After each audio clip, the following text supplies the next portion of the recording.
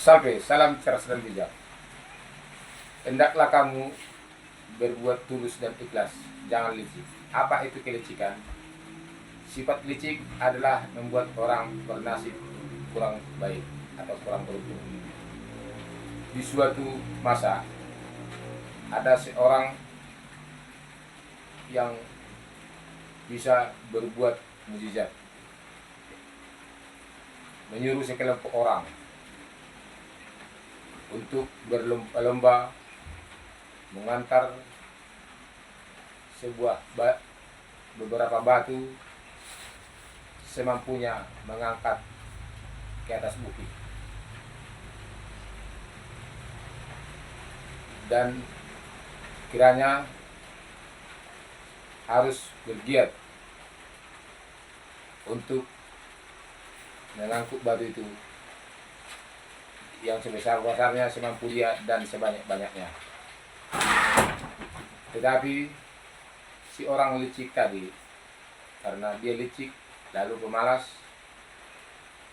dia tidak mau mengangkat batu yang besar-besar walaupun dia mampu dan banyak, karena pikirnya alangkah saya capek mengangkat itu ke atas bukit sana. Tetapi setelah tiba saatnya, si empunya kekuatan tadi bertanya, ini punya siapa?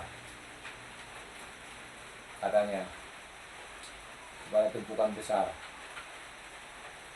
ini punya saya, kata seseorang dengan jujur. Ini punya siapa? Tetapi dia pikir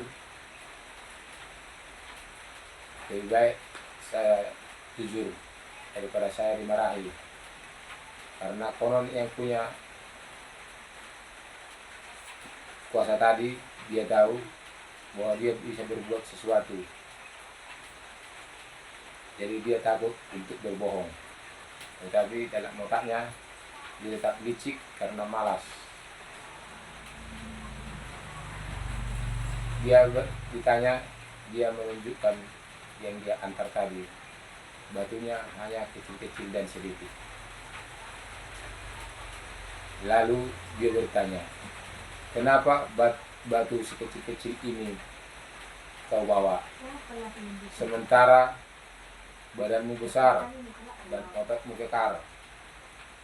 Mungkinkah batu yang sekecil ini yang hanya bisa kau angkat, sedangkan kawan-kawanmu ini yang lebih kecil badannya dan tidak seperti kekarnya ototmu bisa diangkat yang besar-besar?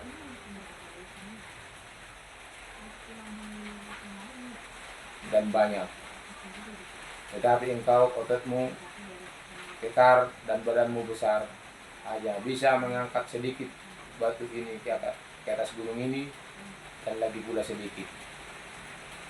Tapi dia dengan liciknya, dengan pedenya, dia berkata, ya tuanku, memang saya lagi kurang enak badan. Memang badan saya kekar dan besar, tapi karena saya kurang enak badan, itulah yang bisa saya angkat. Lalu si yang punya kekuatan tadi menyuruh dia untuk berpikir ulang. Coba kau jujur, apakah memang kau kurang enak badan atau kau licik dan malas? Dia tetap berkata, saya memang kurang enak badan. Sampai beberapa kali ditanya si punya kekuatan tadi, dia tetap ngotot bahwa dia kurang enak badan. Lalu si yang punya kekuatan tadi mengubah batu-batu tadi menjadi emas. lalu dia menangis dan menyesal. Padahal sebelumnya sudah dikasih tahu. Sewaktu si yang punya kuasa tadi menyuruh dia untuk berpikir ulang, tolong kau jangan ada penyesalanmu nanti bila ini menjadi keberuntungan. Tapi karena dia pikir ini hanya akal-akalan si yang punya kekuatan tadi, dia tetap ngotot dengan liciknya. Tapi setelah si yang punya kekuatan tadi bisa mengubah batu-batu itu menjadi emas, akhirnya dia menjadi sangat menyesal dan nangis. Lalu dia pengen mau bunuh diri karena semua kawan kelompoknya tadi yang bersama-sama dengan dia mengangkut batu dengan yang serius, mempunyai banyak emas dan besar-besar, sementara dia mempunyai emas hanya kecil-kecil dan sedikit. Lalu dia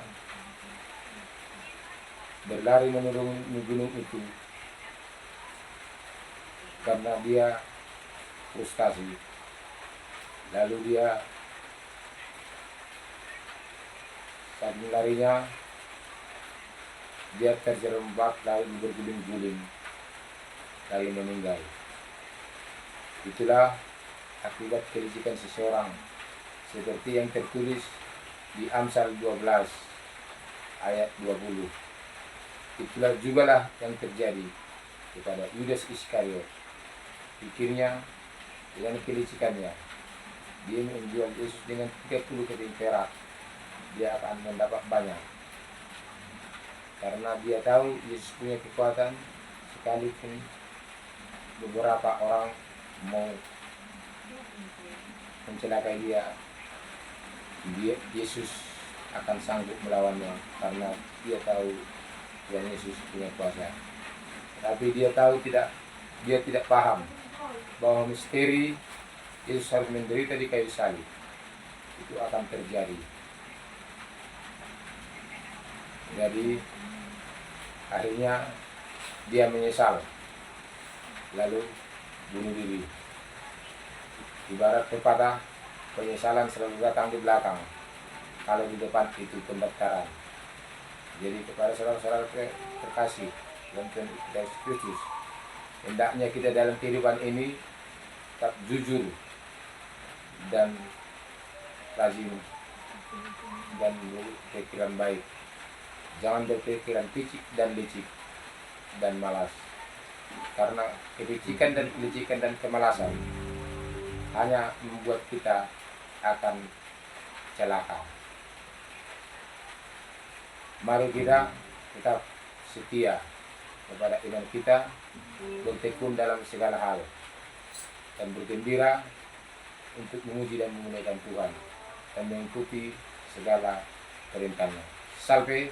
Salam cerdas dan bijak.